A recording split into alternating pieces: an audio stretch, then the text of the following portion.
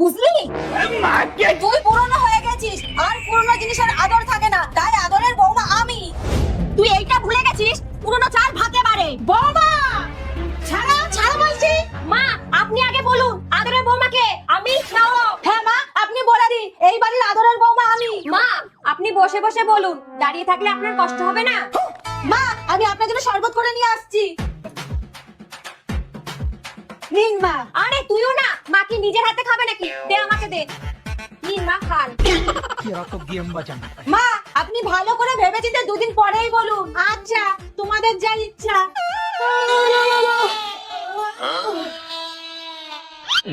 মা আপনার ব্রাশ। মা আপনার জল, মুখটা ধুয়ে নিন।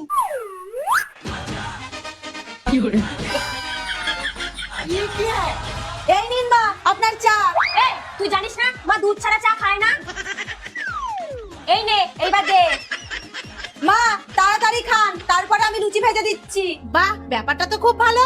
মা সাথে আমি হালুয়া করে দেব। তোর সবকিছুতে বেশি বেশি, তোরও তো কম না। কিরে বাবু, কি করে করলি এটা? মা সেদিন বিকালে বাহ শাশুড়ি তো ভালোই জামা কাপড় কাচতে পারে। হ্যাঁ দেখ না, আস্তে আস্তে শাশুড়িকে দিয়ে সব কাজ করিয়ে নেব। কি দিদা এই কথা বলেছে? মায়ের আদরের বৌমাকে সব সম্পত্তি লিখে দেবে? কিন্তু আমাদের দুই ভাইয়ের বই তো সমান, ওরা কি মায়ের আদরের হতে পারবে? ঠিক আছে দেখা যাক, রাখি।